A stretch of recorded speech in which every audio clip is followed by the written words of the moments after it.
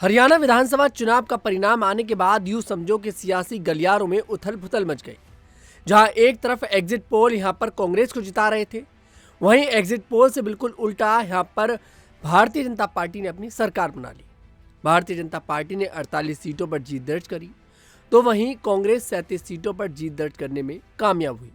वहीं 2 सीटों पर आईएनएलडी और 3 सीटें अन्य के खाते में जाती दिखाई दी। ऐसे में आईएनएलडी के साथ बसपा का गठबंधन था और बसपा यहां पर एक भी सीट नहीं जीत पाई, जिसके बाद बसपा सुप्रीमो मायावती ने अपनी हार का ठिकरा एक बार फिर से एक समाज पर थोप दिया।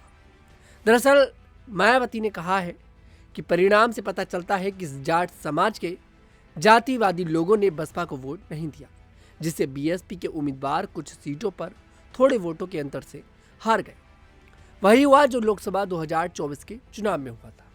लोकसभा 2024 के चुनाव में भी मायावती एक भी सीट पर जीत नहीं दर्ज कर पाई थी और उन्होंने अपनी हार का ठिकरा मुसलमानों पर फोड़ दिया था। और इस बार हरियाणा में अपनी हार का ठिकरा उन्होंने जाट समाज पर फोड़ा है। मायावती कह रही हैं कि उन्हें जातिवाद के कारण जाट समाज ने वोट नहीं दिया है, इसलिए बीएसपी कुछ सीटों पर कम वोटों से हार गई।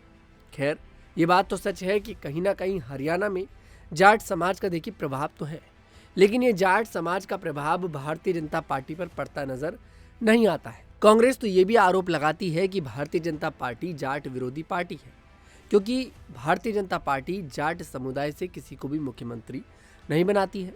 इस बार भी भारतीय जनता पार्टी ने नायब सिंह सैनी के नेतृत्व में चुनाव लड़ा। अब ऐसे में जो बात यहाँ पर मायावती कह रही है, इस बात में कितना दम है ये तो खैर आगे चलकर ही पता लगेगा, लेकिन ये बात ज़रूर है कि आप अपनी हार का ठिकरा दूसरे पर ना फोड़कर आप अपनी गलतियों को पहचानें कि आखिरकार आपने राज्य में जब विधानसभा चुनाव थे तब कितनी चुनावी रैली करी, आपने कितना जनता को संबोधित करा और आपने ज़मीनी स्तर पर कितना काम करा। अगर इस बात की बात करी जाए तो मायावती हरियाणा में कुछ ज़्यादा बेहतर काम करती नज़र नहीं आई जो उन्हें वोट मिलता नज़र आता।